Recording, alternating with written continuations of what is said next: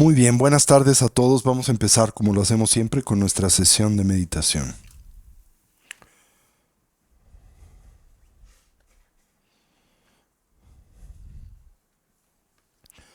El preámbulo de la yoga de las 9 respiraciones.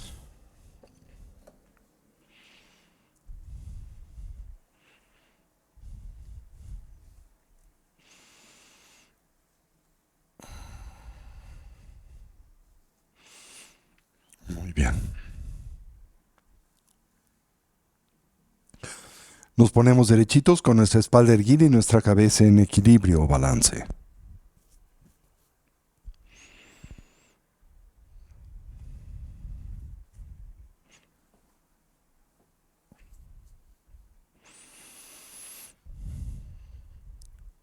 Comencemos por evocar una imagen mental de nuestra forma física. Para ello, introspectivamente recorramos a la misma desde la coronilla de la cabeza hasta las plantas de los pies.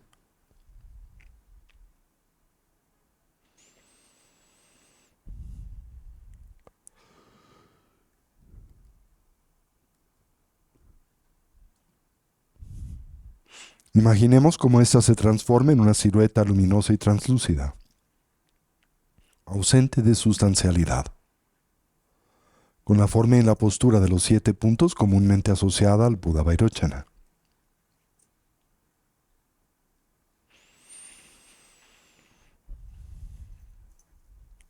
En nuestro medio surge el eje primario del sistema de energía sutil constituido por el canal central, el Avaduti, así como por los dos canales adyacentes, el masculino Rasana y el femenino Lalana. Al primero le concebimos como una espiga luminosa de color azul profundo no más gruesa que el dedo meñique de la mano, como un tallo hueco de bambú. Recordamos, inicia su travesía desde la coronilla de la cabeza. Ese punto, comúnmente conocido como la apertura de Brahma, localizado 8 dedos por detrás de la línea original del cabello, donde el mismo se abre y extiende como un embudo cono o la punta de un mosquetón. Baja ligeramente por enfrente y paralelamente a la columna vertebral, hasta arribar a ese punto 4 dedos por debajo del ombligo, donde el mismo se cierra y redondea como la punta de un bastón. Los dos canales adyacentes parten de las fosas nasales, se extienden y suben hasta la coronilla de la cabeza, donde se encorvan como el cuello de un bastón, bajando paralelamente al canal central con el que se conectan en ese punto 4 dedos por debajo del ombligo. El canal masculino de color blanco y el femenino de color rojo. El primero, a la derecha del canal central para los hombres y en la posición inversa correspondiente a la fisiología sutil de las mujeres. Con ello en mente nos abocamos a la yoga de las 9 respiraciones. Le acompañamos la respiración del ánfora o de la vasija. A inhalar intentamos saturar la totalidad de nuestra capacidad pulmonar. Procedemos con la yoga de la retención de la respiración, volteando la atención sobre de sí misma, intentando descansar y reconocer el estado y condición mental emergente, más profunda, atenta y concentrada. Subsecuentemente exhalamos con fuerza como si liberásemos una flecha a través de un arco.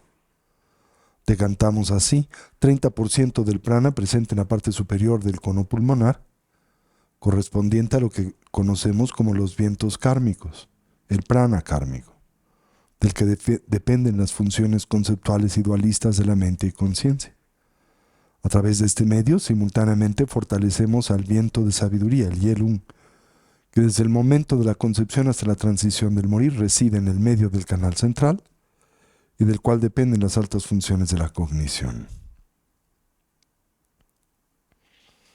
Hacemos esto 3 veces para el canal masculino, energía de color blanca, 3 para el femenino, energía de color rojo, y culminamos con la yoga de la gran vasija, el Bumpachen, en la que inhalamos simultáneamente por ambas fosas nasales, energía de color azul, retenemos la respiración, giramos el estómago 7 veces en el sentido de las manecillas del reloj y 7 veces en el sentido contrario, Mezclamos así los vientos kármicos con el de la sabiduría en el medio del canal central. Exhalamos con fuerza y repetimos el proceso 3 veces. Con esta instrucción presente,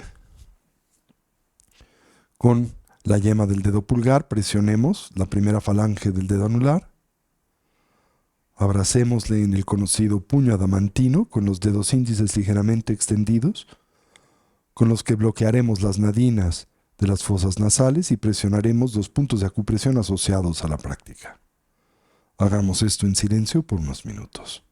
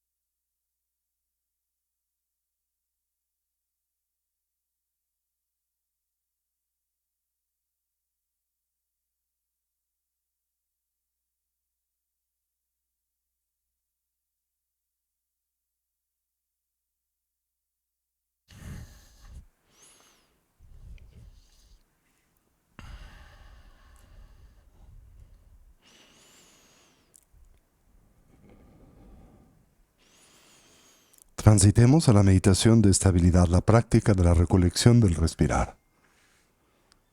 Cualquier idea, sensación o estímulo que en nosotros surja, la observamos y liberamos. Consciente y lúcidamente intentamos dejarla pasar sin elaborar sobre de la misma. Con suavidad y naturalidad volvemos la atención o recolección sobre el flujo natural de la respiración. Simultáneamente atendemos a la esfera de las sensaciones táctiles, en especial aquellas naturalmente asociadas a la respiración, comenzando por la relajación.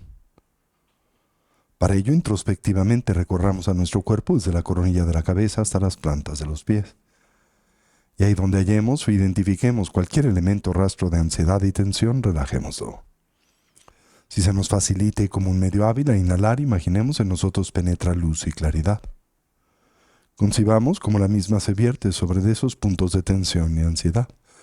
Al hacerlo, los ilumina, distiende y relaja. Y al exhalar, imaginemos esa tensión nos abandona. Lo hace como vapor de agua que espontánea y naturalmente se diluye o desvanece en el vacío. Mantengamos a nuestra recolección o presencia mental firmemente asida sobre el objeto de concentración, el respirar, mientras cultivamos una actitud de atención introspectiva, dirigida hacia la emergencia de los diferentes obstáculos que sabemos dificultan, obstruyen y se obnubilan a la práctica, sobre los que aplicamos sus respectivos antídotos. De experimentar extremidad nos concentramos en la exhalación. La sensación gradual o progresiva de tranquilidad y relajación que le acompaña. Y de ser presas de la lasitud, del hundimiento mental, el sopor o el sueño, nos concentramos en la inhalación, en la viveza y alerta, en la claridad mental que ésta propicia. Así orientemos a nuestra mente y cuerpo hacia su estado natural, del todo relajado, libre de tensión estable y quieto, dotado de claridad y alerta de una actitud de vigilancia, mientras atendemos a la respiración, sin aferramiento, sin constricción y simultáneamente sin distracción. Establezcamos una transición entre la agitación y el cansancio de la tarde-noche, y el estado mental de atención y concentración necesario para el cultivo de las tres sabidurías. La sabiduría del escuchar, que nos conduce a la transformación conceptual, la del análisis y la investigación, que nos permite fortalecer a la experiencia directa, y la de la meditación, que nos conduce y desemboca en la plenitud de la integración. Con esta instrucción presente en silencio y por unos minutos, dediquémonos al fortalecimiento y cultivo de este aspecto y dimensión de la práctica. ¿Sí? Toda la atención sobre el respirar.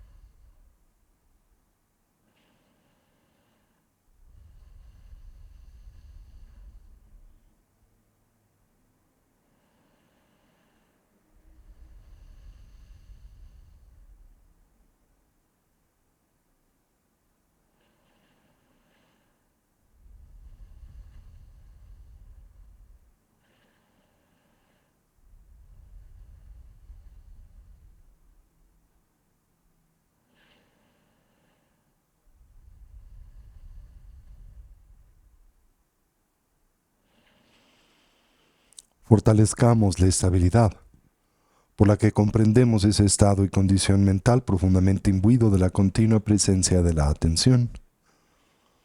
Para ello observemos la natural expansión y contracción del diafragma y del abdomen, la cercana relación presente entre ese movimiento y el de la respiración.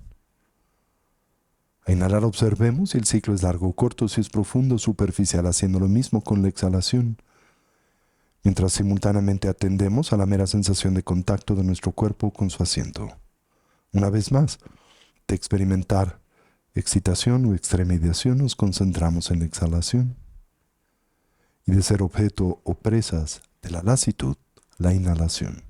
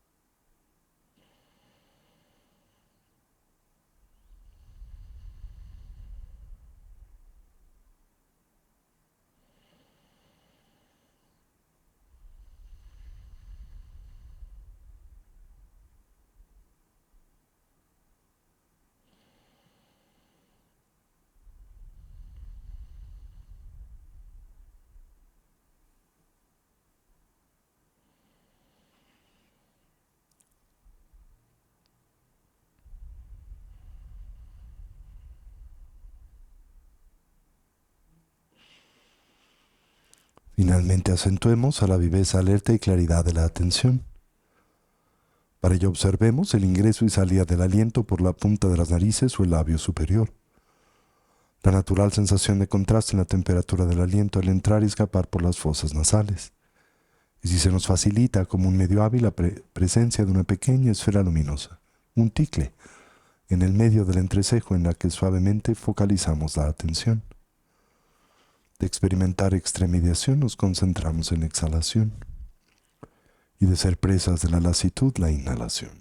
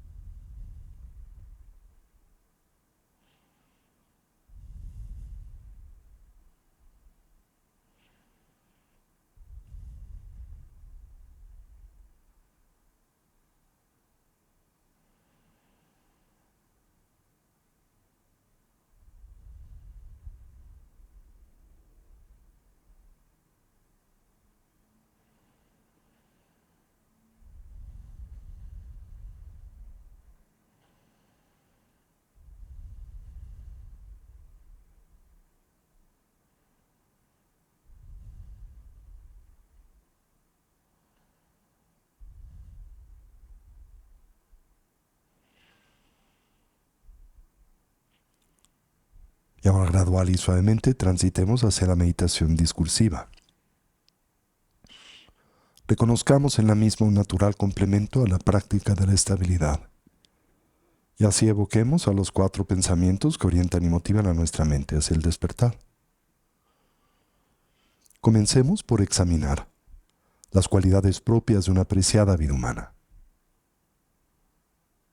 su necesaria condición de ocio y oportunidad,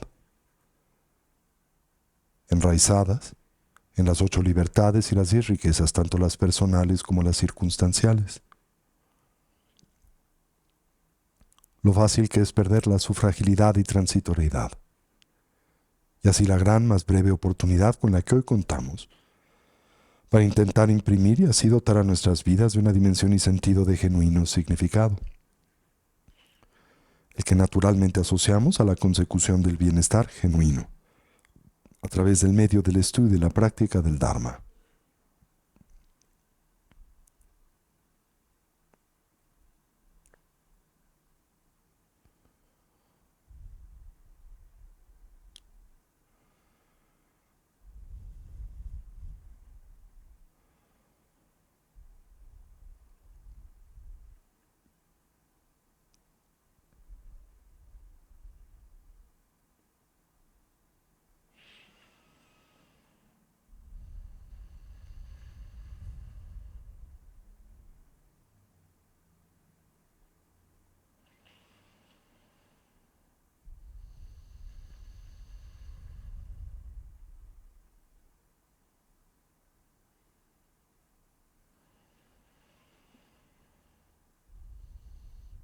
Atendamos a la muerte y la impermanencia.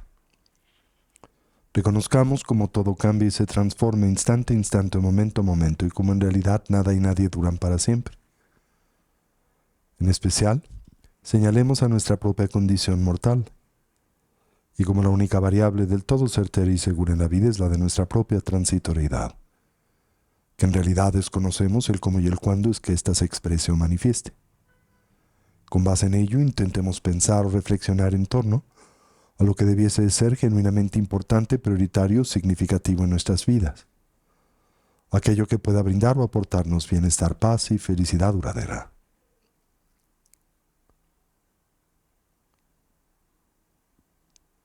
Contrastemos a la misma con su impostor, el mero placer hedónico, el sensorialmente condicionado, siempre y por definición temporal y relativo. Lo que nos pueda preparar para la muerte siempre cercana, inminente e inesperada. Tan solo el adiestramiento mental. Y lo que podamos llevar con nosotros durante la compleja y difícil transición, la del morir. La eterna continuidad de la mente o conciencia. Y con ella sus innumerables impresiones, hábitos y tendencias.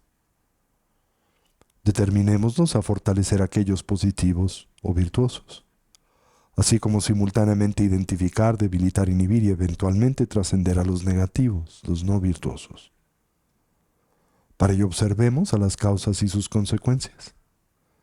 Comprendamos cómo nuestro presente es el natural resultado de nuestra actividad pasada, la de mente, palabra y cuerpo.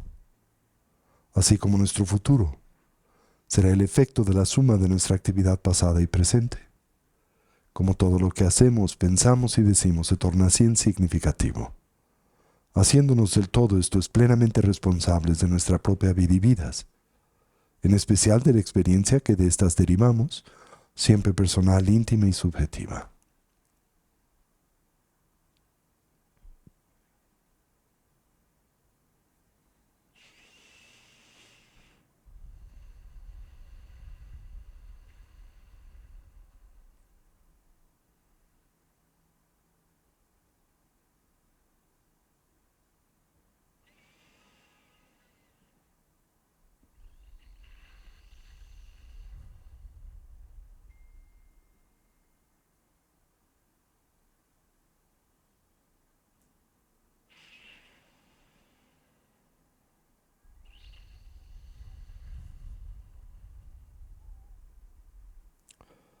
Finalmente comprendamos las limitaciones propias, aquellas endémicas a la existencia cíclica, la vida condicionada por la matriz de la ignorancia, el apego y la aversión. Como en esta todos los seres sufren, como experimentan y transitan por un sinnúmero de dificultades, conflictos y problemas de la misma manera que nosotros. Podemos empatizar con estos, conocemos la experiencia del sufrir y naturalmente desearíamos ser capaces de ayudarles. Mas reconocemos nuestras limitaciones presentes para hacer y lograr esto y es con ello en mente que volteamos nuestra atención en la dirección del refugio y que nos determinamos a establecer una orientación auténticamente positiva y segura en la vida, la que simbolizamos a través de la triple joya. Así, tomamos refugio en el Buda. Lo hacemos no tan solo como un hombre o persona, sino como alguien que representa la naturaleza abierta y clara de la mente, así como sus diversos potenciales evolutivos. Tomamos refugio en el Dharma. Lo hacemos como un compromiso para integrar y poner en práctica las diversas instrucciones de vida, desarrollo y cultivo que el Buda nos dio o aportó. Tomamos refugio en la Sangha, la comunidad compuesta primariamente por aquellos genuinamente avanzados en el sendero, los despiertos los Budas, los liberados a los que llamamos Arhats, los héroes o Bodhisattvas, indirecta y simbólicamente la comunidad de amigos y amigas que en el camino nos inspiran, auxilian y ayudan. Y a manera central, la figura del Lama, el vínculo con el Dharma y el punto, donde esas cualidades coinciden y se hacen a nosotros presentes. Así afirmamos, Lama-la Kyabsun Chio, Sanjela Kyabsun Chio, Chula Kyabsun Chio, Gendun-la Kyabsun Chio, Lama-la Kyabsun Chio, Sanjela Kyabsun Chio, Chula Kyabsun Chio, Gendun-la Kyabsun Chio. Asentemos nuestra intención, que siempre la de escuchar con atención y concentración.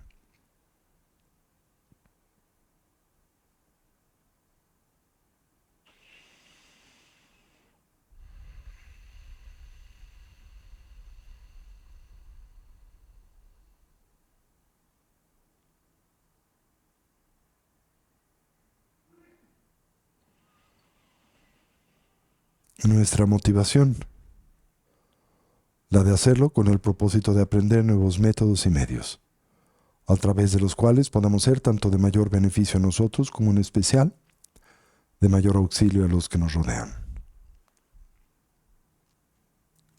Con esta intención y en especial con esta motivación en nosotros presente, incorporemos y traigamos este espacio y lugar de nueva vez nuestra atención.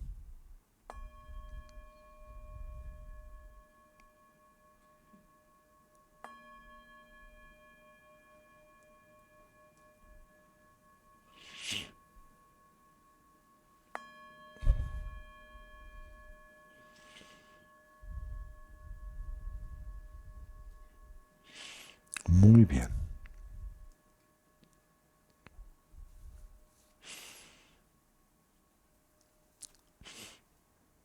Muy bien.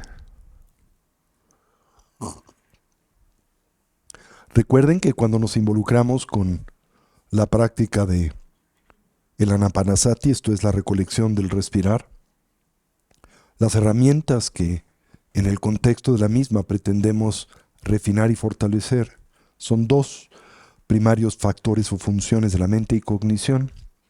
Decíamos la recolección y la introspección. Con el primero de los mismos, nosotros nos asimos firmemente al objeto de atención o interés, que en este contexto es naturalmente el flujo de la respiración. Y con el segundo de los mismos, esto es la introspección, monitoreamos recurrentemente la calidad y la coherencia o continuidad de la atención. La introspección nos permite descubrir si transitamos por una situación o por una condición, por ejemplo, de pereza, en sus diferentes tipos de modalidades y expresiones, si hemos olvidado la instrucción contemplativa para recordarla, si somos objeto de la excitación o la lasitud, para en ese contexto poder aprovechar los diferentes antídotos y estrategias que nos permiten superar esta condición y propiciar el equilibrio de la atención, si hemos olvidado precisamente aplicar dichos antídotos o en cuyo caso hemos sobreaplicado a los mismos, de tal manera que gradualmente a través del ejercicio contemplativo nosotros poco a poco seamos realmente capaces de equilibrar la atención y así fortalecer lo que llamamos la concentración unipuntual. Recuerden que si bien este se contempla como un prerequisito indispensable dentro del contexto y seno del adiestramiento mental, simultáneamente se enfatiza y señala recurrentemente dentro de la instrucción contemplativa propia del Buda Dharma, no es su objetivo final. El objetivo final es lograr la cesación genuina de las causas que producen y propician nuestros conflictos y dificultades recurrentes, nuestra aflictividad. Y para lograr esto tendremos que aplicar otra categoría y dimensión de adiestramiento mental, que en este contexto es lo que llamamos el samadhi del vipassana. Y recordarán que en contraste al que le precede, el del shamatha o el shamatha, pues el objetivo del segundo es la investigación. ¿Sí? Ahora, en ese contexto vamos ahora a presentar todo un nuevo régimen de adiestramiento mental que es denominado dentro del contexto de la tradición tibetana en particular, el de las etapas del camino al despertar. Se le denomina Lam Rim. Lam quiere decir camino o sendero, y naturalmente por el mismo nos referimos a el del desarrollo evolutivo, cognitivo y espiritual. Y Rim quiere decir Rimpa, graduado por etapas, ¿sí? Previamente les comentaba que existen diferentes tipos de practicantes. En el contexto, por ejemplo, de la tradición del tantrismo indotibetano, se les divide en la categoría de los practicantes que recorren por etapas, esto es gradualmente, las diferentes, digamos, los diferentes niveles del camino espiritual, y aquellos que lo hacen de forma aparentemente súbita, muy rápidamente. Y dentro de aquellos que lo hacen de forma súbita, hablamos de los que en realidad generaron las causas y condiciones en vidas previas, y aquellos que pueden lograr el reconocimiento de la naturaleza esencial de su mente o conciencia sin necesariamente un referente previo, ¿sí? Dado el hecho de que todos contamos con la naturaleza búdica, que es lo mismo que afirmar todos somos Budas en potencia, ¿sí? Y que lo que nos resta para lograr actualizar esa condición es reconocerla, ¿sí? Y estabilizarla naturalmente. Bien, si bien a estos practicantes les llamamos los practicantes simultáneos, esto es, aquellos para los que todas las diferentes condiciones y circunstancias necesarias para detonar la liberación y la plenitud del despertar se manifiestan de forma simultánea, estos practicantes son en extremo raros. La mayoría de aquellos que como nosotros se acercan al sendero evolutivo que conduce a la liberación y a la plenitud del despertar, tenemos que naturalmente transitar las diferentes etapas del camino de forma gradual, ¿sí? Y es para estos que se ha diseñado este sistema conocido como el de las etapas del camino al despertar. El origen del mismo pues radica en las instrucciones primarias del Buda. Podemos dividir las 84,000 distintas enseñanzas que el Buda nos dio. Recuerden, esta es una expresión simbólica. No es que literalmente el Buda haya enseñado 84,000 enseñanzas. Es una forma de señalar o describir la vastedad del corpus, ¿verdad?, de sabiduría que es propio del Buda Dharma en general, ¿sí? Pero a las 84,000 enseñanzas del Buda se le pueden dividir en el contexto de la tradición Mahayana, la del vehículo amplio al que pertenece la tradición indotibetana, en dos grandes, digamos, categorías: el Sutra Mahayana y el Tantra Mahayana, ¿sí? El Sutra Mahayana se refiere a las instrucciones primarias que el Buda dio, mientras que el Tantra Mahayana se refiere a una colección de metodologías excepcionales de desarrollo cognitivo que operan bajo un principio que es el desarrollo de lo que llamamos la visión pura. Por ahora, esta categoría, la del Tantra Mahayana, que también conocemos comúnmente como el Mantra Mahayana o conocemos popularmente como el Vajrayana.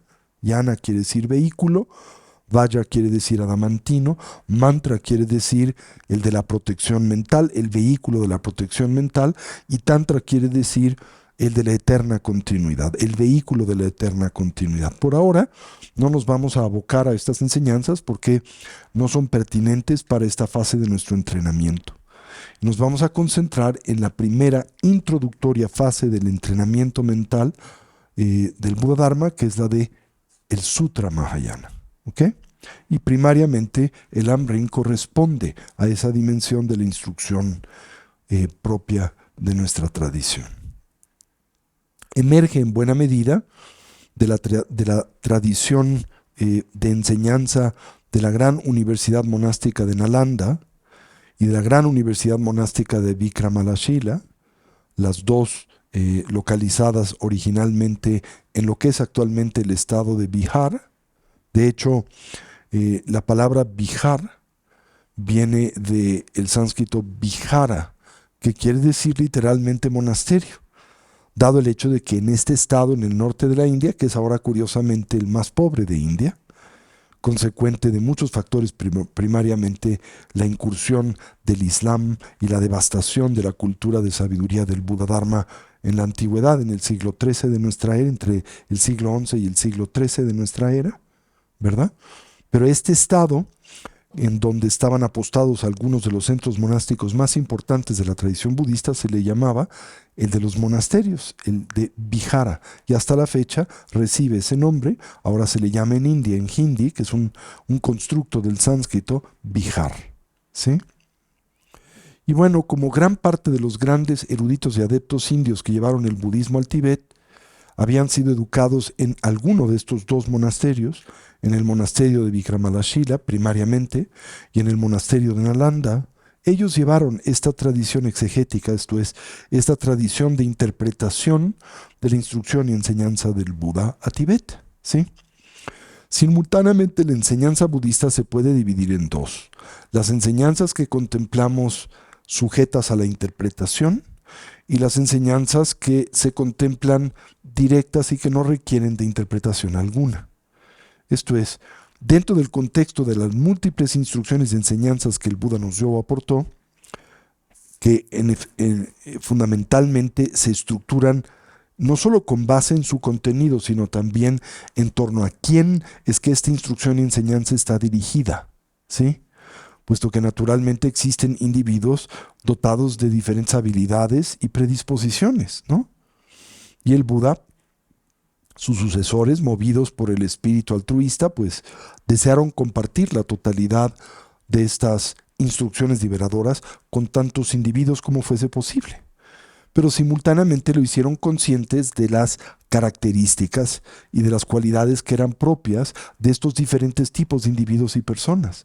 Y por lo tanto se vieron forzados naturalmente a adaptar, ¿verdad?, el edificio de la instrucción liberadora del Buda Dharma a las capacidades y características de estos individuos, lo cual explica el por qué existen tantas diferentes instrucciones y enseñanzas dentro del contexto de lo que el Buda nos compartió, lo que el Buda mostró o enseñó en general, ¿sí? En el contexto de la tradición de las etapas del camino al despertar, a esos individuos se les divide comúnmente en tres diferentes categorías. Se les llama los practicantes de capacidad inicial y también comúnmente se les llama de una forma un poquito peyorativa los practicantes de capacidad inferior, los practicantes de capacidad intermedia y finalmente los practicantes de capacidad superior. La distinción primaria entre estas tres categorías es la siguiente. Se concibe el hecho de que los practicantes de capacidad inicial lo son porque se vinculan al sendero del desarrollo evolutivo, movidos, uno, por una especie de motivación primaria naciente o propedéutica que tiene por objetivo el mejorar su condición de vida presente. ¿Sí? La motivación más madura del practicante de capacidad inicial se concentra en aquellos que no solo buscan y desean mejorar su condición de vida presente, sino se ven movidos por la aspiración de mejorar su condición de vida futura. ¿Sí? Ahora, cuando hablamos acerca de mejorar la condición de vida futura, por ello naturalmente no pretende se descuidar la condición de vida presente. Para poder en efecto mejorar la condición de la primera, tenemos que también hacerlo con la segunda. ¿Me doy a entender? No podemos mejorar nuestra condición de vida futura si no hacemos lo mismo con la presente. Y no podemos tan solo concentrar nuestra atención en la mejoría de nuestra condición de vida presente, dado el hecho de que esta no es del todo significativa si la contextualizamos en la infinita continuidad de la conciencia y el renacimiento. Por tanto, se plantea como fundamental en esta dimensión dejar de vivir solo para esta vida, solo para, no quiere por esto decirse vivir para la vida futura, no, dejar de vivir solo para la vida presente y también considerar como importante lo que deseamos en esta vida hacer para garantizar una mejor condición de vida o vidas futuras. Estas son las características entonces propias del practicante de capacidad inicial. El practicante de capacidad intermedia es aquel o aquella que lo que busca es no solo mejorar su condición de vida presente y futura, sino poder liberarse del todo de la ronda de la existencia cíclica, de la vida condicionada del samsara. Recuerden, al que comprendemos como esa condición vital movida por el triple veneno, el de la ignorancia, el aferramiento, el apego y la aversión, que naturalmente propicia incontrolables dificultades, problemas, y es responsable de la continuidad inercial habitual e inconsciente vital, el renacimiento compulsivo. Y el practicante de capacidad superior es en esencia aquel o aquella que desea hacer esto no solo para sí mismo, sino para aquellos que le rodean. ¿Hasta aquí me siguen? Bien, ahora, la tradición de las etapas del camino al despertar arriba, en buena medida, al Tíbet, o por lo menos pensamos lo hace estructurada y formalmente entre el siglo X y XI de nuestra era. Y lo hace a través de una figura espiritualmente muy importante en la historia del budismo en Tíbet, la de Atisha Dipankara o Dipankara Srijiñana Atisha.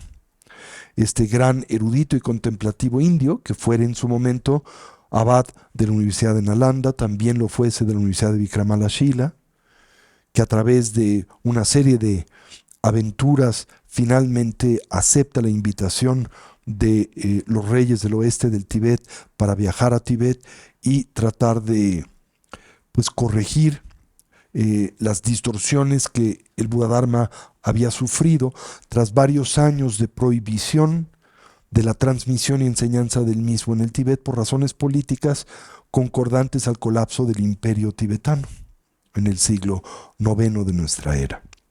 Uno de los propiciadores del colapso del imperio tibetano y de sus últimos emperadores, Triralpachen, se determina a volver su atención a las tradiciones espirituales prebudistas del Tíbet, primariamente lo que llamamos el Pen, ¿sí?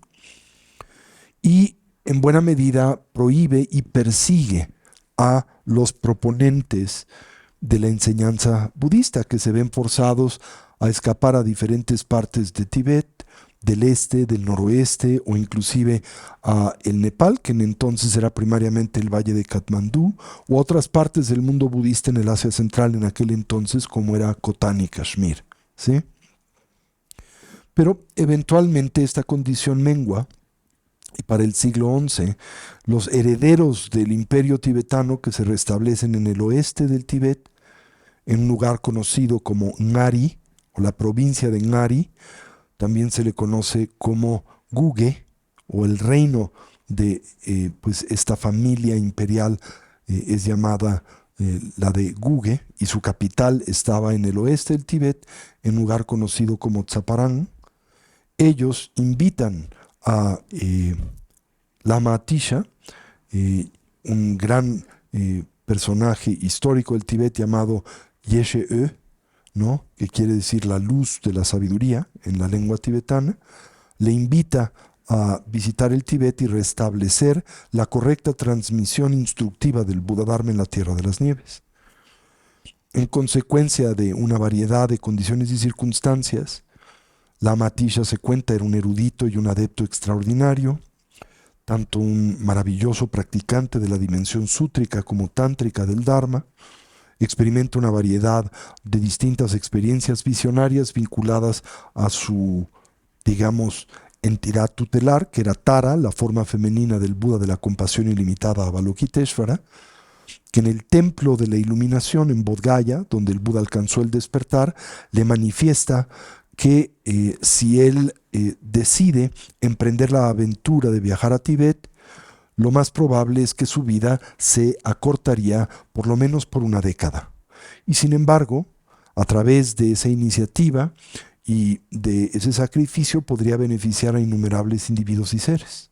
En contraste, si Lama Atisha decidiese permanecer en India, ¿verdad?, gozando de todas las comodidades de su exaltada posición, su vida se prolongaría mucho más, entre 10 y 20 años más, pero su capacidad para beneficiar a otros seres o individuos sería mucho más modesta. Naturalmente, Lama Atisha, siendo un bodhisattva, un héroe espiritual movido por el espíritu altruista, tomó la determinación de emprender esa muy sufrida y compleja y riesgosa travesía a la Tierra de las Nieves, que le llevó varios meses, sin importarle el riesgo a su propia integridad vital. Y así, en efecto, cambió la historia del Tíbet y benefició a innumerables individuos y seres. Él escribió un texto primariamente diseñado para la instrucción del pueblo tibetano, llamado el Bodhipata Pradipam, que es un texto muy famoso dentro de la literatura espiritual indotibetana. Este texto, el Bodhipata Pradipam, quiere decir una lámpara en el camino al despertar.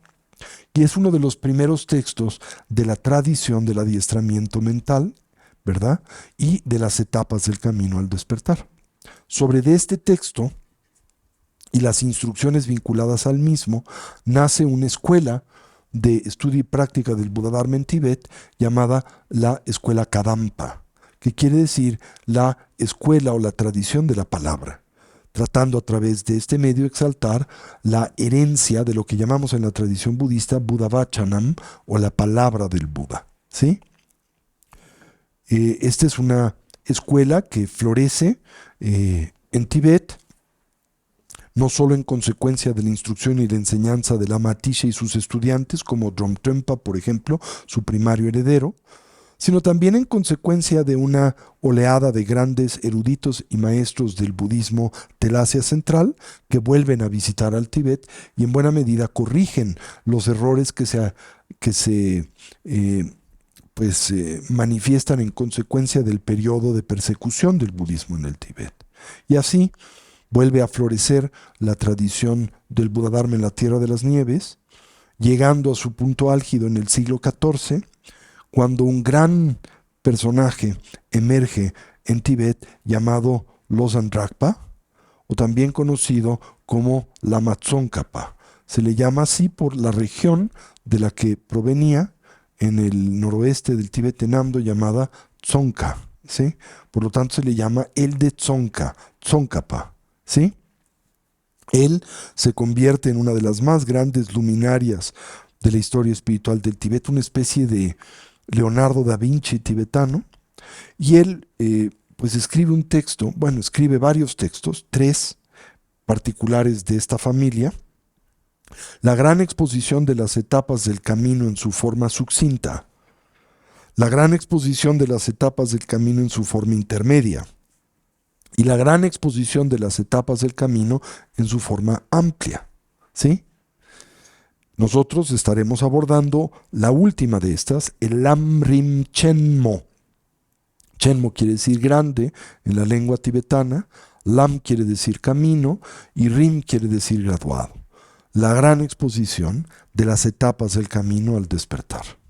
Ahora, esta guía instructiva de formación contemplativa del Buddhadharma lo que pretende es tratar de sintetizar o de organizar la vastedad de la instrucción budista de una forma que sea accesible y que sea entendible y fácil de aplicar en la vida cotidiana. Ahora, naturalmente, esta estructura instructiva, la del Amrim, está asociada a pues la, digamos, columna vertebral de la instrucción del budismo, que tiene que ver, como bien saben, con la instrucción y enseñanza de las 4 nobles verdades, ¿sí?, que también nosotros comúnmente conocemos como los 4 hechos de la existencia. Bien, cuando Shakyamuni Buda, el Buda histórico, mostró haber alcanzado o reclamó la plenitud del despertar y la iluminación, naturalmente enseñó o nos compartió una variedad de diferentes métodos para que simultáneamente, por ejemplo, nosotros pudiéramos seguir su ejemplo, emular su esfuerzo y lograr o reclamar el mismo resultado. Diría yo que esta es una de las grandes aportaciones del Buda Dharma al universo espiritual de nuestro mundo, ¿no? El que, en diferencia, diría yo, a otras tradiciones espirituales, no solamente encontramos una figura excepcional, sino alguien que tuvo a bien diseñar un método o un camino a través del cual nosotros pudiéramos emular el logro supremo. ¿Y cuál es, pues, el método básico o primario que caracteriza al Buda Dharma? Pues no es otro que el de abrazar o tomar medidas preventivas. En otras palabras, practicar lo que llamamos los medios de protección, lo que denominamos en la lengua sánscrita dharma. Porque recuerden que esta palabra en la lengua sánscrita dharma quiere decir proteger o prevenir. Y prevenir y protegernos ¿de qué? De las conductas que en nosotros detonan y motivan nuestra aflictividad recurrente. Entonces, el punto de partida de esa instrucción de sabiduría liberadora, pues exalta y subraya el hecho de que existen en nuestra vida problemas verdaderos, ¿sí? Conflictos a los que todos nos vemos directa o indirectamente expuestos y que tendremos y hemos tenido que enfrentar.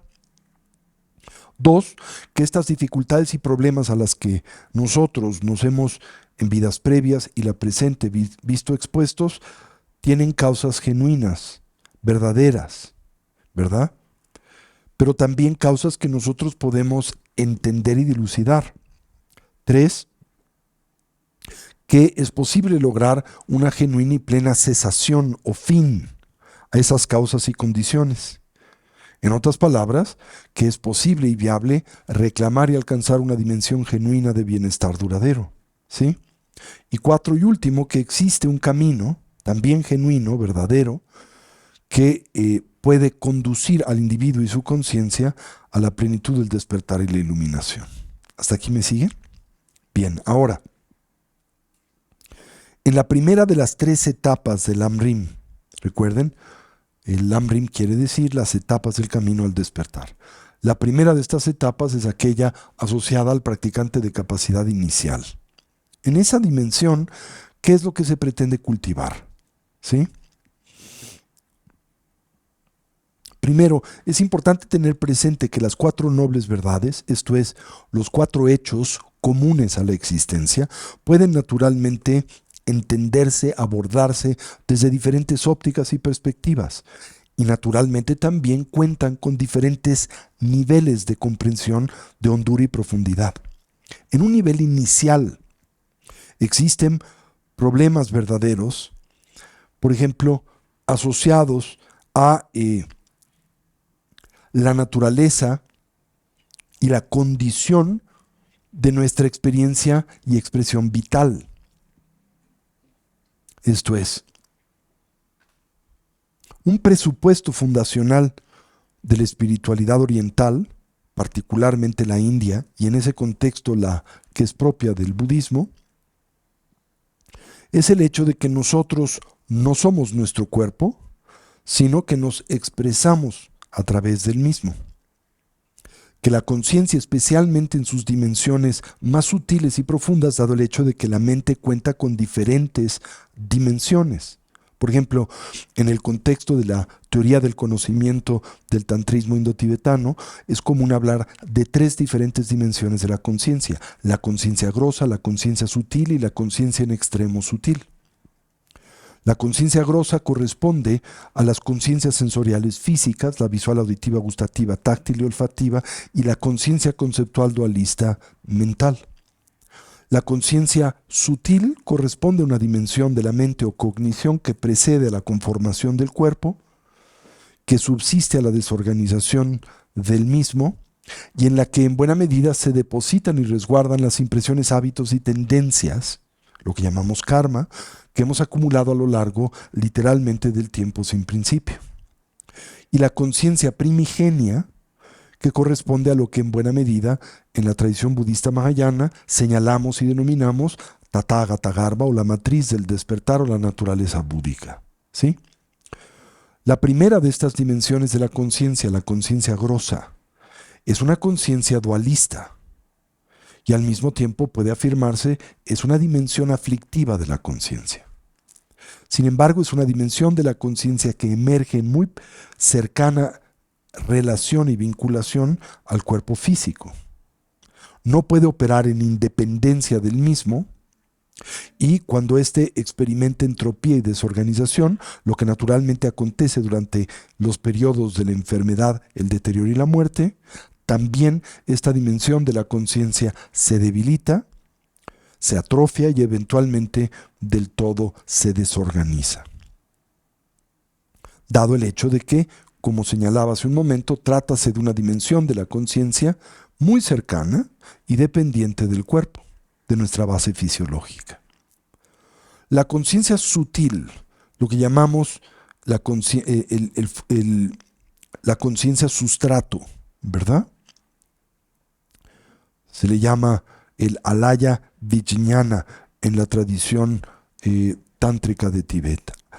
Vijñana quiere decir conciencia y alaya quiere decir fundamento, quiere decir receptáculo, quiere decir bodega, quiere decir granero. La conciencia receptáculo, la conciencia granero, la conciencia bodega, ¿sí? Se le llama así porque en la misma, insisto, que se resguardan las impresiones, hábitos y tendencias, el karma, que hemos acumulado a través de los portales de la mente, palabra y cuerpo a lo largo del quehacer de la vida cotidiana, a lo largo de infinitas vidas. Esa dimensión de la conciencia, como la primera, es también dualista y aflictiva, lo cual en esencia quiere decir opera dentro del contexto del samsara. Pero a diferencia de la primera, que es esencialmente una dimensión presente y vinculada al cuerpo, la conciencia sustrato es una que precede a la conformación del cuerpo, subsiste a la desorganización del mismo en la transición del morir y puede, bajo ciertas condiciones, vinculadas a la maestría del samadhi, pero también condiciones que no necesariamente tienen que ver con el desarrollo o expresión de la maestría de la atención sostenida, sino con otras circunstancias puede operar en independencia del cuerpo físico. Como por ejemplo puede hacerlo a través de una dimensión de la ensoñación, en donde abordase lo que se llama un cuerpo mágico, que puede operar en independencia del cuerpo físico, pero que puede experimentar la realidad ordinaria con la que nosotros a través del mismo interactuamos y convivimos, ¿sí? Y finalmente tenemos lo que llamamos la conciencia primigenia, que a diferencia tanto de la conciencia grosa como de la conciencia sutil o sustrato, ya no es una conciencia dualista. Y no siendo una conciencia dualista, una que opera dentro del contexto de la fragmentación cognitiva, ¿verdad?, del yo y del otro, no es también una conciencia aflictiva.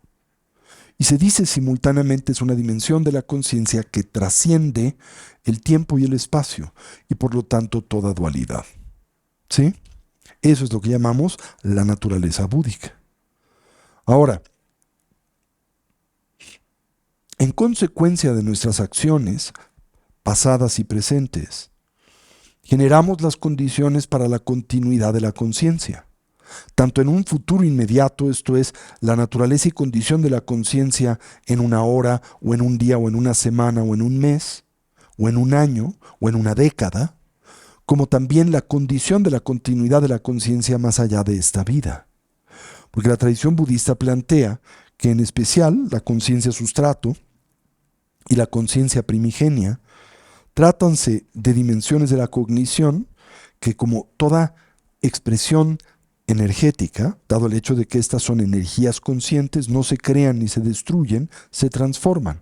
Ese es el principio de la conservación de la energía masa de Lavoisier, pero que aplica simultáneamente a la naturaleza y dimensión sutil de la conciencia. La mente sutil y más sutil no se crean ni se destruyen, se transforman, ¿sí? Y en dependencia de nuestro quehacer, consciente o inconsciente, experimentan renacimiento, ¿sí? Este es un elemento central de la doctrina budista, ¿sí?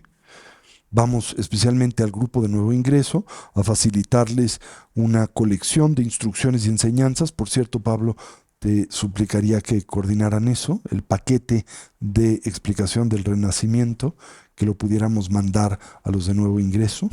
Se los vamos a hacer llegar para que escuchen este ciclo de enseñanzas vinculadas al por qué es que la tradición budista postula y plantea la noción de la eterna continuidad de la mente y el renacimiento, ¿sí?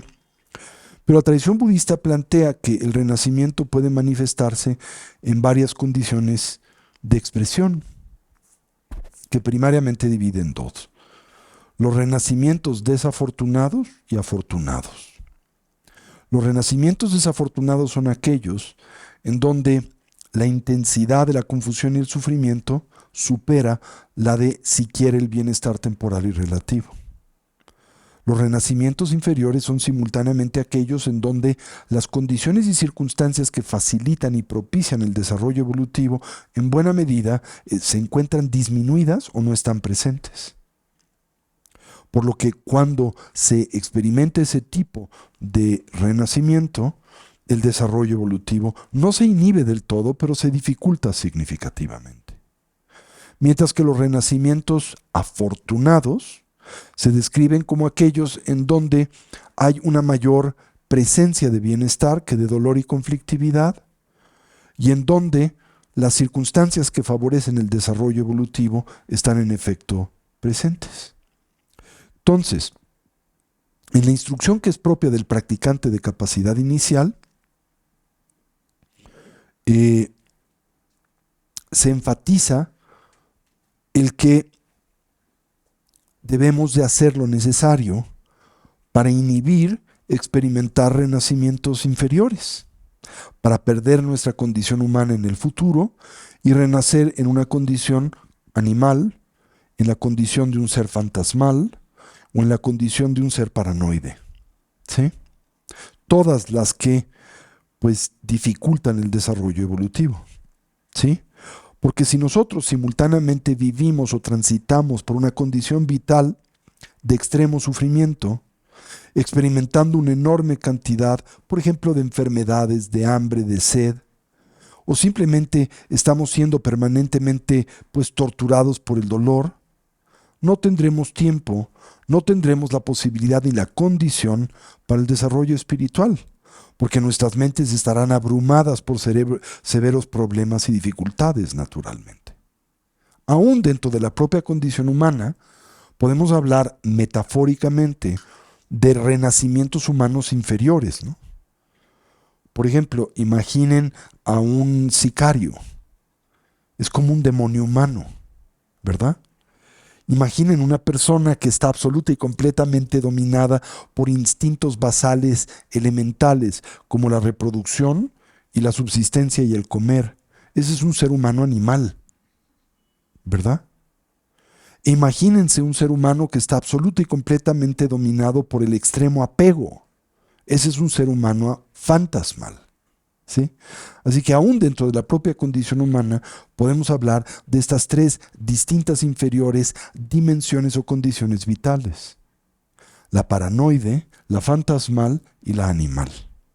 Entonces, cuando uno transita esa condición vital, que puede manifestarse en otras condiciones de vida, y para aquellos que por ahora encuentran esto difícil de entender, aún en la propia condición humana, pues cuando estamos,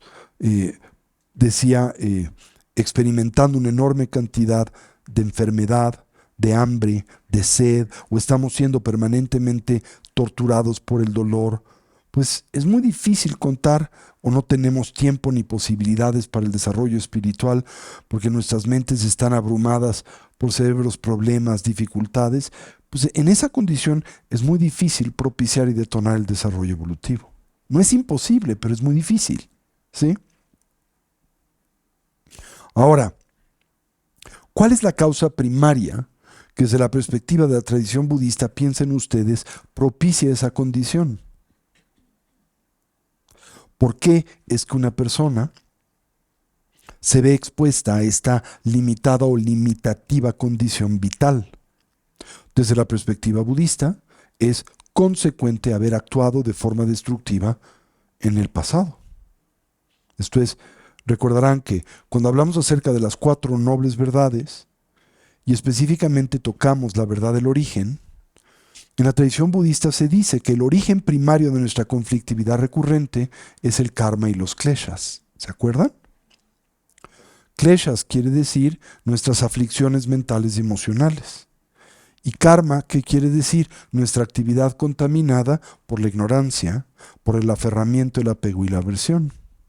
Esto es, siempre que actuamos dominados por la confusión, que nos impide ver las cosas como son, y siempre que actuamos movidos por un velo de aflictividad mental y emocional, generamos las causas para el recurrente dolor, sufrimiento e insatisfacción. ¿Se entiende eso?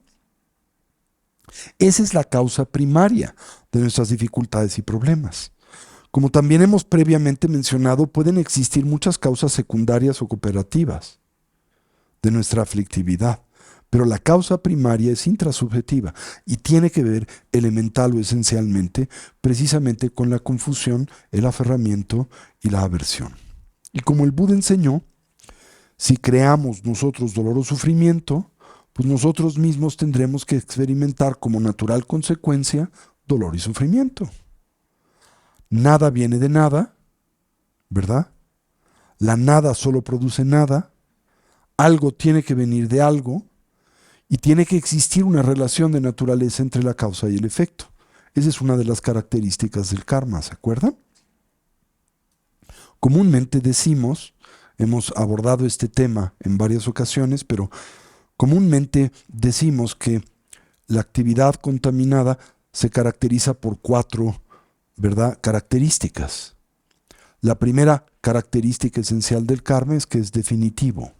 ¿Recuerdan lo que eso quiere decir? Definitivo quiere decir que una vez que se lleva a cabo una acción de mente, palabra y cuerpo, algo sucede definitivamente. ¿Y qué es lo que definitivamente sucede? Se producen consecuencias. Esto es, las consecuencias de nuestras acciones no son probables, son certeras, definitivamente. ¿Se entiende eso? Esto es, no existe posibilidad alguna de que llevando a cabo alguna acción, esa acción no produzca consecuencias, una o varias consecuencias. Esa es la primera característica del karma, es definitivo. Dentro del contexto de esa característica, se habla del parentazgo que naturalmente existe entre la acción y su consecuencia. Las acciones positivas producen consecuencias positivas, mientras que las acciones negativas producen consecuencias negativas. ¿Cuándo? Bueno, cuando la condición y circunstancia sea propicia y favorable para su maduración. Eso puede suceder inmediatamente, lo cual es raro, pero comúnmente sucede después de un cierto tiempo.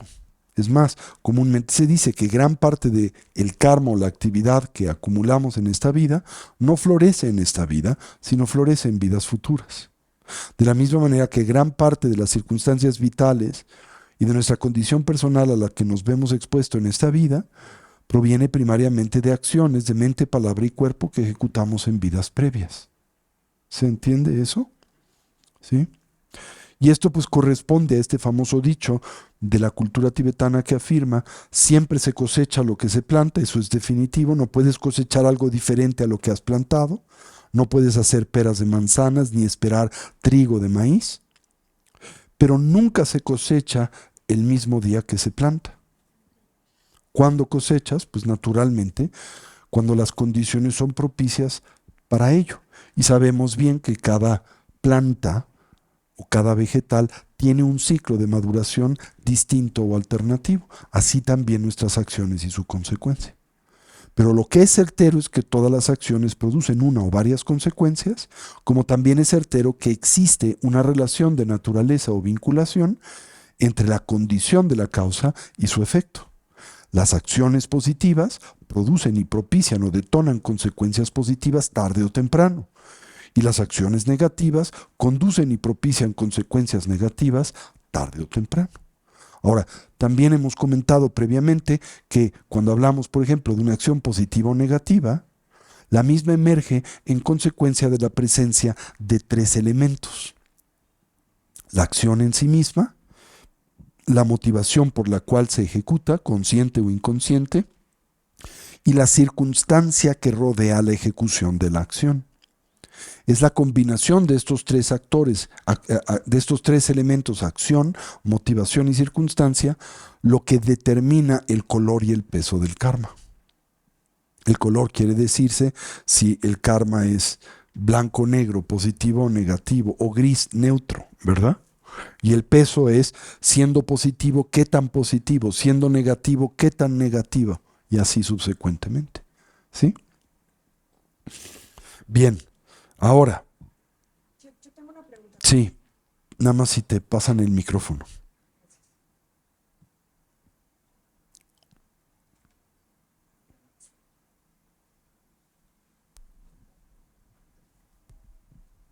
Solo para entender un poco mejor, si el karma es definitivo, ¿cómo puedo comprender que actúan los poderes de oposición? Porque, ¿qué son los poderes de oposición? Pues aquellos que puedo hacer de lo más pronto posible Pero, para ¿qué detener, es un poder de por oposición? ejemplo, ¿Qué es primariamente? lo contrario a la acción que cometí. Es una acción. Es otra acción. Todas las acciones producen consecuencias. Ok, ya.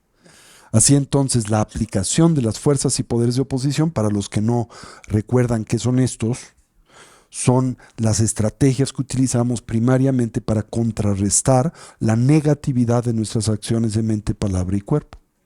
El arrepentimiento es el poder, el primero de las fuerzas de oposición, que no es culpa, por cierto.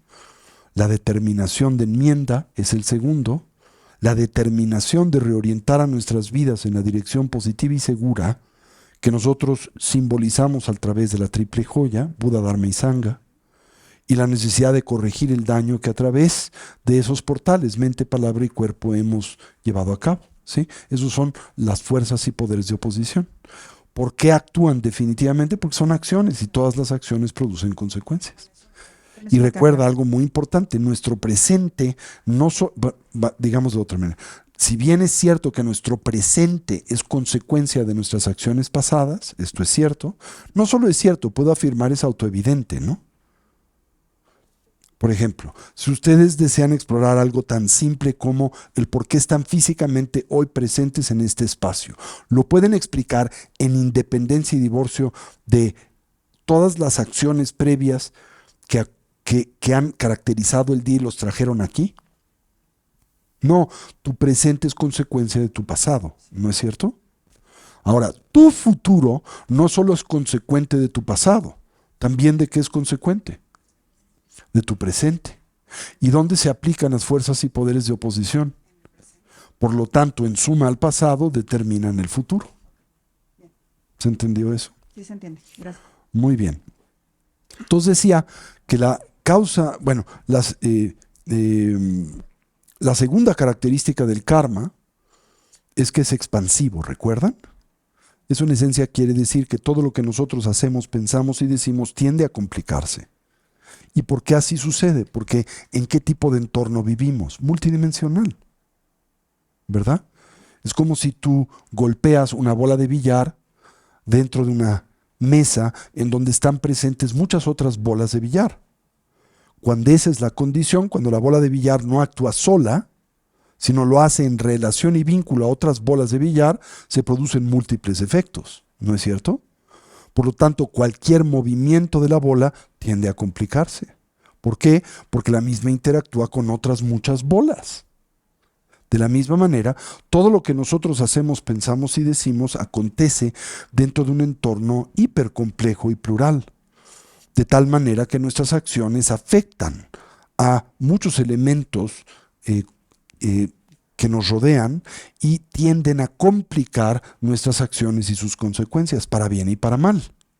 Por eso en el contexto de la tradición budista se dice que no importa cuán pequeña sea una acción negativa, debe de evitarse o purificarse, porque tiende a crecer y complicarse. Y de la misma manera se afirma, no importa cuán pequeña o modesta sea una acción positiva, debe de propiciarse. ¿Por qué? Porque la misma también tiende a crecer y a complicarse, pero crece y se complica desde qué óptica y perspectiva. Positiva, favorable para el individuo. ¿Se entiende eso? La tercera característica del karma es muy simple. Si no se generan las causas, no se producen los efectos, porque no hay efectos sin causa, clara y naturalmente. Pero si se experimentan los efectos, ¿de qué debemos de tener absoluta certeza? Que produjimos las causas. El que sepamos cuáles son es relevante o no. No al efecto de las mismas, ¿verdad? El que te acuerdes lo que hiciste o no te acuerdes de lo que hiciste no altera el resultado que eso produce. ¿Me doy a entender? Si te pasas un alto y arguyes cuando te para el agente de tránsito que desconoces el simbolismo y significado de la luz roja, no te exime de la multa. ¿Se entiende? Un principio básico de la ley es que la ley se aplica o no te exime de la aplicación de la ley el desconocimiento de la misma. Entonces la ley del karma opera en independencia de que la entiendas o no la entiendas. Que recuerdes la naturaleza y condición de tus acciones o entiendas sus consecuencias. ¿Sí? De hecho, el que no recuerdes lo que hiciste más bien apunta hacia el deplorable estado de atención y conciencia por el que transitas, pero no altera la estructura del principio de la causalidad moral, de la ley del karma. Y la última característica del karma, se dice, es que no se desvanece por sí mismo. Esto es, una vez que una acción se ejecuta, tiende a complicarse, ¿verdad? ¿Y qué debes de hacer específicamente para las acciones negativas? Como hace un momento mencionábamos, aplicar las fuerzas y poderes de oposición. Y para las positivas, pues generar el regocijo, celebrar las mismas y reforzarlas con la intención de perpetuarlas en el futuro. ¿Se entiende eso? Entonces, desde la perspectiva de el nivel del practicante de capacidad inicial, es muy importante entender el principio de la causalidad moral. El comprender que la verdadera causa de nuestro sufrimiento, ¿de dónde adviene? De nuestras acciones negativas, ¿sí? Como el Buda, insisto, enseñó, si creamos dolor o sufrimiento, nosotros mismos tendremos que experimentar como consecuencia dolor y sufrimiento, ¿sí? Pero por otro lado, si actuamos de una manera edificante y constructiva, si creamos felicidad para nosotros y los que nos rodean, nosotros mismos experimentaremos eventualmente el florecimiento de esa condición. Por tanto, si queremos alcanzar la verdadera cesación de nuestros severos problemas, pues debemos de seguir un camino genuino que se centre en evitar, inhibir, llevar a cabo acciones destructivas de mente, palabra y cuerpo. Así que esto es prioritario y fundamental como prioridad en el entrenamiento del practicante de capacidad inicial. ¿Sí? En otras palabras, como también el Buda lo expresó, en el inicio del camino tenemos que, por lo menos, si lo que buscamos es desenmarañar la maraña de la vida, que claramente es algo que todos deseamos hacer, ¿verdad? Desenmarañar las condiciones que nuestras vidas propician y detonan conflicto y dolor. Para lograr ese objetivo, tienes que comenzar por no enmarañar tu vida más. Es algo muy simple, pero es muy profundo, si lo piensan, ¿no? Si quieres desenmarañar la maraña de tu vida, debes de comenzar por no enmarañarla más. Porque ¿de qué te sirve desenmarañar la maraña de tu vida mientras continua, inercial y compulsivamente continúas enmarañándola? Si ese es el caso, desenmarañas una, ¿verdad?, madeja de estambre mientras estás enmarañando otras muchas. Así que si quieres mejorar tu condición de vida, ¿qué debes de hacer? Por lo menos antes de desenmarañar las madejas de estambre, Por lo menos, ¿qué debes de hacer? Dejar de enmarañarlas más. Antes de corregir tus dificultades y problemas, dejar de construir más, ¿verdad? Esto es muy importante. Para ello, se plantea en esta dimensión del camino, primero, el examinar si contamos con las condiciones que favorecen el desarrollo evolutivo.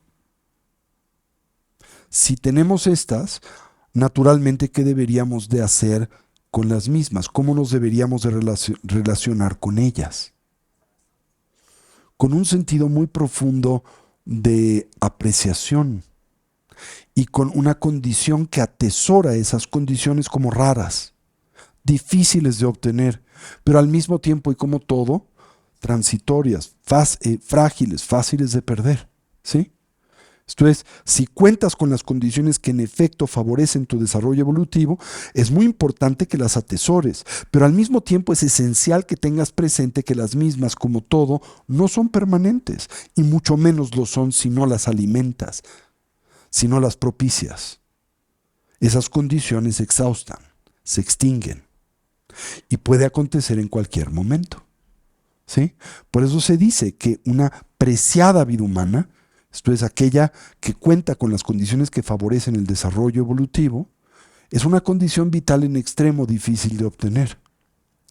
Para empezar, porque no hay efecto sin causa. Y una preciada condición humana, la que favorece el desarrollo evolutivo, tiene que ser, por definición, consecuencia del haber cultivado muchas acciones positivas en vidas previas. Y como todos sabemos, cultivar acciones positivas, ya no digamos en vidas previas, sino en la presente, es muy difícil.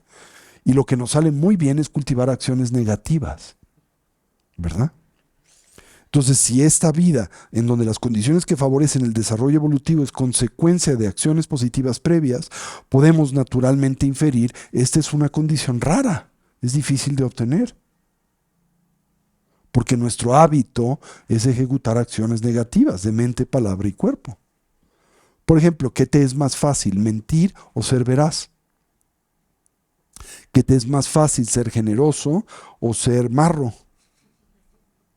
¿Qué te es más fácil, ser egoísta o altruista? ¿Entienden esa mecánica, no? Bien, y en esa condición, bueno, pues esa circunstancia que favorece el desarrollo evolutivo, una preciada vida humana, ¿verdad? Es muy difícil de obtener. Y aun contando con ella es frágil y es fácil de perder. Y si te das cuenta de esto, realmente te determinas a imprimir en tu vida una dimensión y sentido de genuino significado, ¿sí? Entonces, como un elemento esencial a cultivar en el nivel del practicante de capacidad inicial, pues tenemos que generar primero una exploración de si nosotros contamos con las condiciones que realmente favorecen el desarrollo evolutivo, las que caracterizan a lo que la tradición de las etapas del camino al despertar llaman o describen una preciada vida humana. Y esa preciada vida humana tiene que estar dotada primero de dos condiciones, ocio y oportunidad. Y esas condiciones tienen que enraizarse en lo que denominamos las 8 libertades y las 10 riquezas, tanto las personales como las circunstanciales. ¿Se acuerdan de esto? Haber nacido en un tiempo en donde un Buda ha venido al mundo, en donde ha enseñado, en donde sus enseñanzas todavía existen, en donde hay personas que las practican y todavía pueden actualizarlas, en donde existe un entorno de personas que atesoran y conciben esas enseñanzas como valiosas. Estar dotado de una vida en donde tus sentidos son funcionales, tienes salud, tienes ocio y oportunidad. Porque si toda tu vida está vinculada a pues impulsar un carrito en la central de abastos, un diablito, pues muy difícilmente vas a tener tiempo y oportunidad para la reflexión y para seguir un sendero de desarrollo evolutivo. Simplemente tu condición vital no lo permite. Y esa condición vital es consecuente de tus acciones pasadas. ¿Se entiende eso? Entonces, reflexionamos en esta dimensión acerca de si poseemos esas libertades y riquezas. Y si no las poseemos, ¿qué debemos de hacer? Cultivarlas en esta vida, ¿sí? Entonces, actualmente nosotros, pues, en buena medida tenemos todas las oportunidades para crecer y para desarrollarnos espiritualmente. Por ejemplo, no vivimos en campos de concentración, no sufrimos de severas hambrunas, ¿sí? Y estas oportunidades, sin embargo, no hay garantía que puedan durar mucho tiempo. Por ejemplo, vean lo acelerado que se manifiesta hoy en día el cambio climático. Simplemente el día de hoy, qué calorón, ¿sí? No común para el mes de marzo. O vean la circunstancia de la escasez de recursos, como lo es el vital, el agua. No hay garantía de que el día de mañana las condiciones sean propicias, ya no digamos para el desarrollo evolutivo, sino simplemente para la sustentabilidad de la vida humana en este planeta. Así que mientras estas condiciones están presentes y pueden acabarse mañana, ¿qué tenemos que hacer con ellas? Aprovecharlas. Y desde la perspectiva de la tradición budista, ¿cómo es que esas condiciones vitales pueden aprovecharse en su expresión máxima? Vinculándolas, orientándolas, dirigiéndolas al desarrollo evolutivo. Que en el contexto del Buda Dharma está asociado simultáneamente a las 4 nobles verdades. El entendimiento de la naturaleza y condición del sufrimiento, las causas que le producen, su posible cesación y el camino que conduce a su cesación. El seguir esa orientación vital desde la perspectiva budista es aquello que le imprime y dota a la vida de genuino significado. ¿Sí? Y vuelvo a insistir, ¿cuánto tiempo es que esa condición vital perdurará? ¿Sí? Bueno, lo que es certero, lo que es seguro, es que todos nos vamos a morir, ¿no? Entonces debemos de tener por certero el que esas condiciones no van a durar indefinidamente, que vamos todos a perder nuestra vida humana y los que la tienen, la preciada vida humana. No existe certeza de cuándo va a ocurrir esto. Podríamos vernos atropellados por un camión esta noche, ¿no? Y si muriéramos hoy y siempre hemos actuado destructivamente, esto nos va a llevar a un estado peor vital en el futuro. Renaceríamos en situaciones en las cuales nosotros mismos tendríamos que experimentar el dolor y el sufrimiento que hemos creado. Y por lo tanto, temiendo este futuro, buscamos si existe alguna salida del mismo. Y esto es lo que nos conduce a vincularnos con la instrucción y la enseñanza del Dharma. ¿Se entendió eso?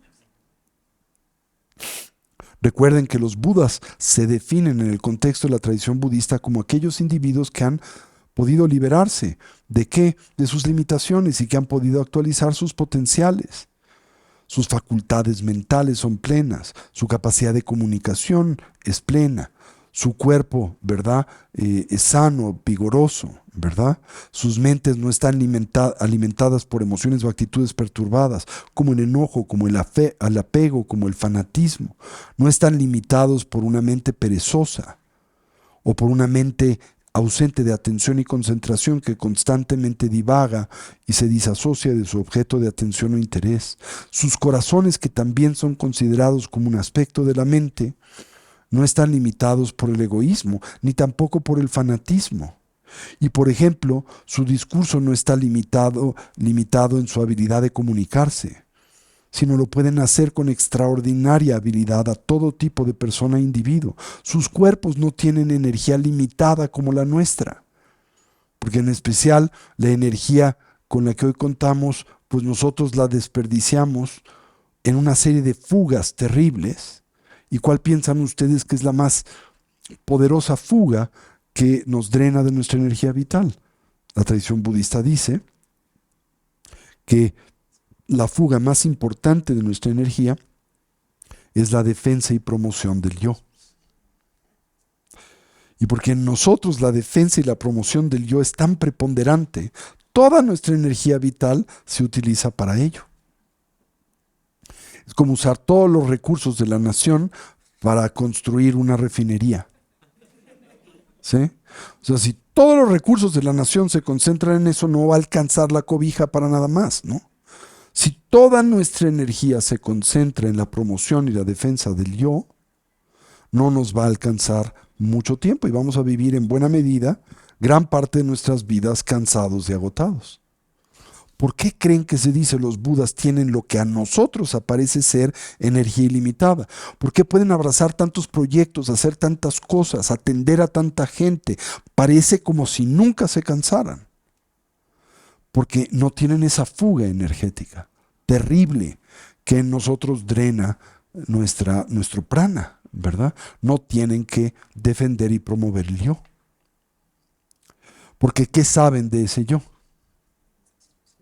Que es ilusorio, es una fantasía, es un mero constructo de la propia conciencia. ¿Se entiende eso? Es ilusorio desde cierta perspectiva. ¿Sí?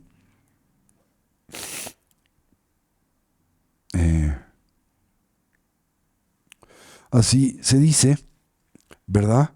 Que todo relacionado con su conciencia, su mente, con sus corazones, con su habla, con su cuerpo, es claro, es ilimitado, ¿verdad? Y más aún, han actualizado sus potenciales. Así que han evolucionado al estado más elevado posible de la mente y conciencia humana. Y no solo han hecho esto los budas, sino que también, y esto es lo más importante, nos han indicado cómo lo hicieron. Esto es lo más importante del Buda Dharma, ¿sí? No el que existe el potencial del despertar y la iluminación. Lo más importante es que existe un camino a través del cual nosotros podemos reclamar y actualizar ese estado y condición. ¿Sí? Entonces, lo más extraordinario del Buda Dharma no es que estos seres lograron el despertar, sino que tuvieron la compasión y la bondad de indicar cómo lo hicieron. Y fue a través de ¿qué? De tomar lo que llamamos medidas preventivas, que es lo que llamamos Dharma. El Dharma es el medio para protegernos de ¿qué? Para prevenirnos de ¿qué? De las causas que propician la recurrencia incontrolable del dolor y el sufrimiento. Para evitar vernos abrumados por nuestras limitaciones, ¿sí? Lo que crea problemas para nosotros y naturalmente genera problemas para los que nos rodean.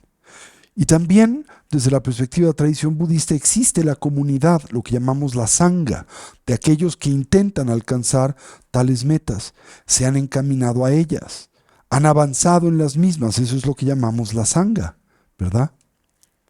Viendo las buenas cualidades del Buda, del Dharma y la sangha, y no queriendo tener que continuar experimentando una vida encaminada a crearnos más problemas, más dificultades, y más aún, viendo que si seguimos la dirección del Buda, el Dharma y la Sangha, eso nos va a permitir evitar esos problemas y dificultades, pues tomamos de ellos una dirección segura, una orientación certera vital, que es lo que llamamos el refugio. Eso es lo que en la tradición budista se denomina pues una dirección certera, segura, ¿verdad? En la vida, que es una prioridad para el practicante de capacidad inicial. Entonces el practicante de capacidad inicial tiene que trabajar muy diligentemente en renunciar a las condiciones que en su vida propician dificultades y problemas y el redirigir su vida y existencia en una dirección positiva y segura. Y desde la perspectiva de la tradición budista, ¿cuál es esa dirección? ¿O cuál es la más segura y certera de las direcciones que propician el desarrollo evolutivo? Buscar la actualización plena de nuestra capacidad y potencial cognitivo y emocional que llamamos Buda, abrazar precisamente las medidas preventivas que llamamos Dharma y vincularnos a un entorno que favorece nuestro desarrollo evolutivo que llamamos Sangha. Porque si bien ese desarrollo evolutivo puede implementarse en soledad, es muy difícil hacerlo así. No es imposible, pero es muy difícil. Es mucho más fácil hacerlo en comunidad. ¿Verdad? ¿Por qué? Porque la intersubjetividad o la presencia de otros facilita o dificulta el desarrollo evolutivo. ¿Verdad? Si tu comunidad está compuesta por personas repletas de vicios y dificultades, ¿qué es lo más probable que hagas? Emularlos. Pero si tu comunidad está compuesta de personas positivas y virtuosas, lo más probable es que también les emules, ¿no? Es como si te invitan a una fiesta en donde todo mundo usa un lenguaje lépero, ¿qué terminas haciendo? Hablando igual, ¿verdad? Con puras groserías.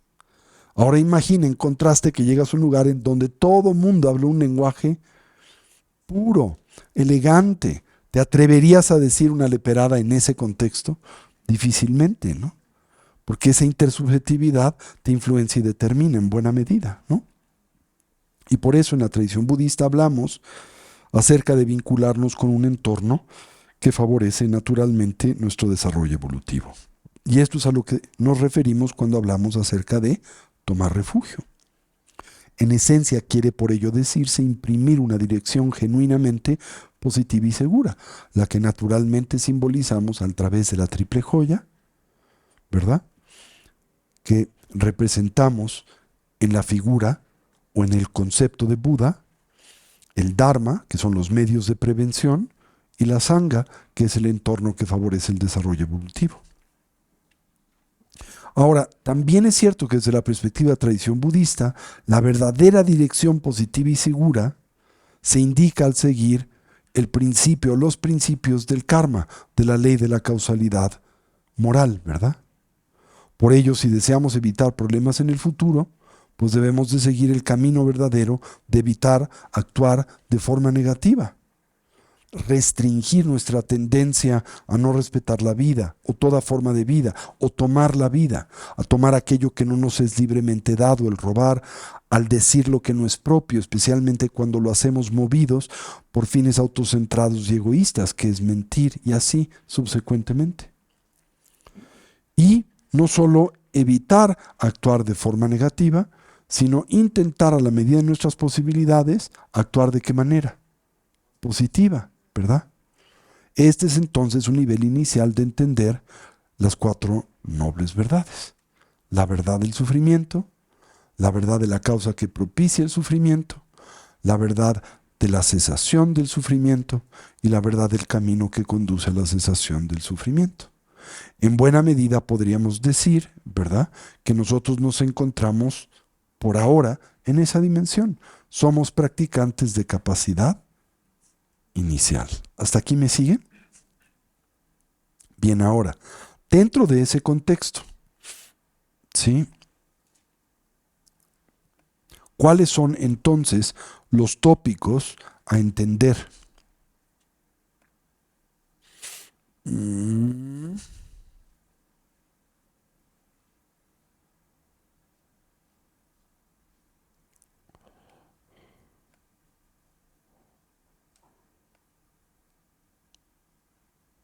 ¿Dónde estamos? Aquí.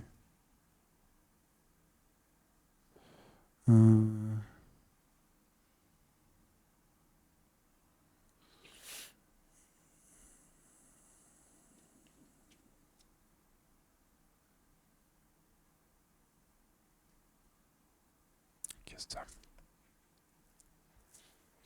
Entonces, dentro de este contexto, ¿cuáles son los tópicos centrales a explorar y contemplar? Y recuerden, esto es una manera de organizar todo lo que el Buda enseñó. ¿Sí? Bueno, un primario tópico que se plantea esencial en este nivel inicial del camino al despertar es desarrollar confianza por el mentor o el maestro espiritual. ¿Sí? Evidentemente, porque en el camino necesitas una guía. ¿Sí? Y si no tienes confianza en esa guía, pues no vas a poderla seguir adecuadamente. Por lo que iniciamos por contemplar qué hace de un maestro calificado y explorar si ese maestro posee por lo menos las cualidades primarias que caracterizan a tal, para poder sobre de este o esta depositar un sentido de plena confianza, para que nos instruya en las etapas del camino al despertar. ¿Verdad?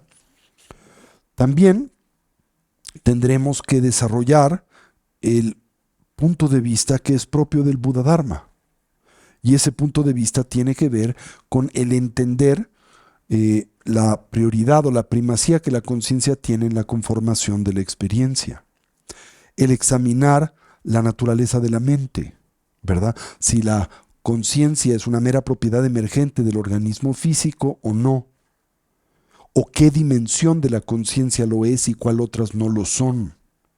El examinar la eterna continuidad de la mente y el renacimiento. El explorar la primacía, decía, que la mente tiene en la conformación de la experiencia. El entender cómo la mente es la fuente ulterior de la felicidad y del dolor. Este es un tópico muy importante en el contexto de la instrucción que es propia del practicante de capacidad inicial. Cultivar el espíritu de la emergencia, la renuncia.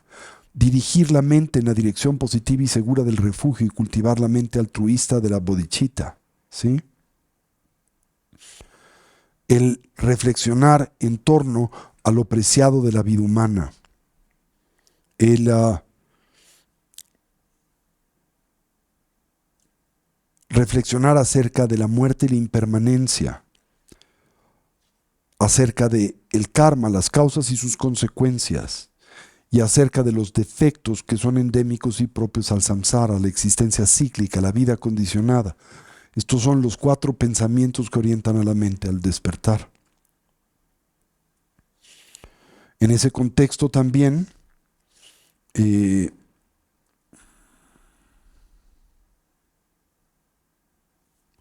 reflexionar acerca de los diferentes tipos de sufrimiento que aquejan a nuestras vidas.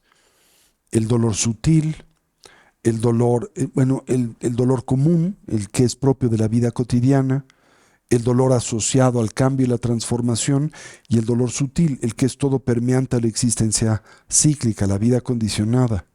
Las acciones que producen una vida dominada por la ira, el enojo y la aversión, o que producen una vida dominada por el extremo apego, o que producen una vida dominada por la ausencia de discriminación, o que producen una vida dominada por el deseo, o que producen una vida dominada por los celos y la competitividad, la envidia, o que producen una vida que se centra en el placer hedónico, ¿verdad?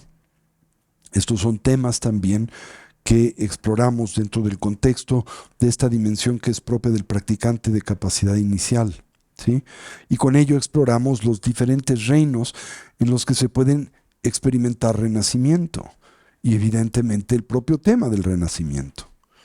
Decíamos el tema del refugio en Buda, Dharma y Sangha, que son centrales para esta dimensión.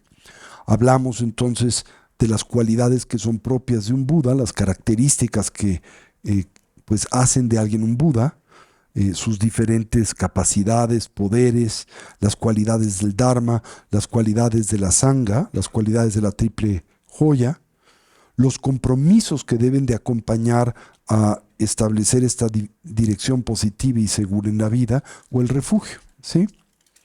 Estas son entonces las características propias del nivel inicial del camino al despertar. ¿Okay? Todos estos tópicos comprenden como nuestra guía de acción por ahora, sobre de lo que ahora estaremos hablando. ¿Okay? Vamos a ir tomando cada uno de estos tópicos, explorándolo y con ellos desarrollando pues, los diferentes principios de la filosofía budista, pero lo más importante es desde una perspectiva muy práctica que pretende ser aplicada dentro del contexto de la vida cotidiana.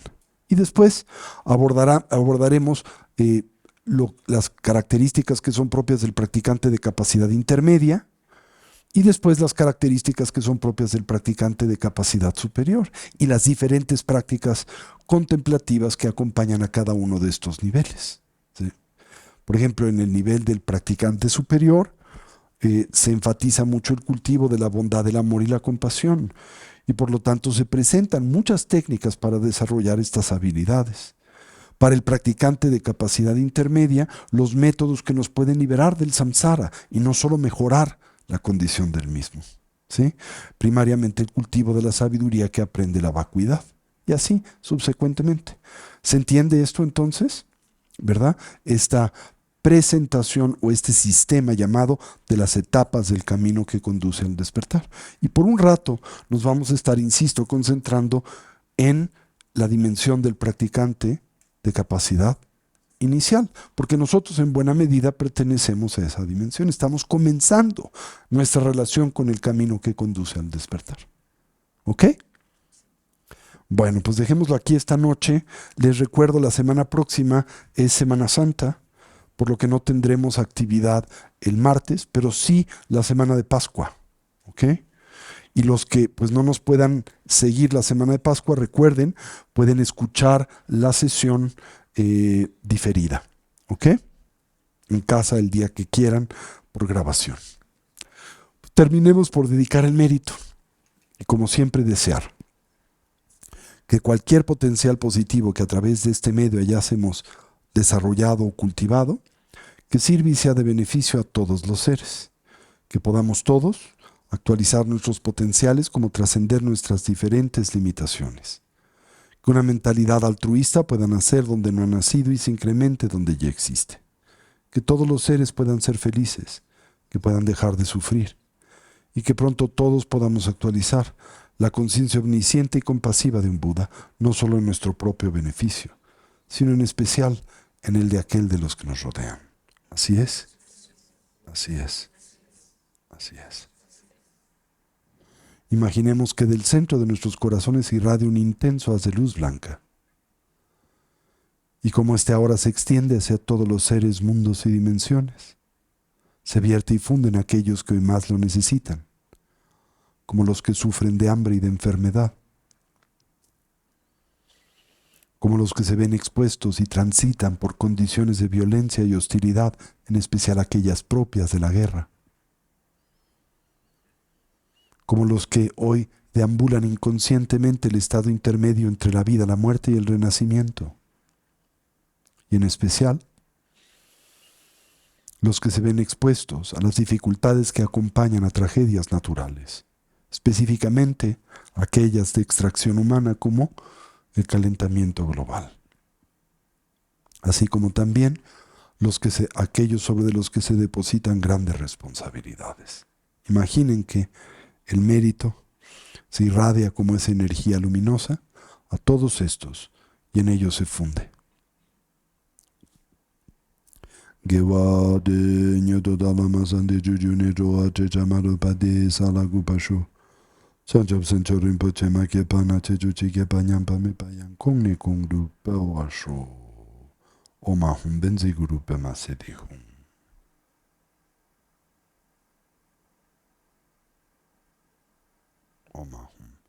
Pues muchísimas gracias. Nos veremos en una semana. Que estén bien. Gracias a los que nos siguen virtualmente también. Que estén muy bien a donde quiera que estén. Buenas noches.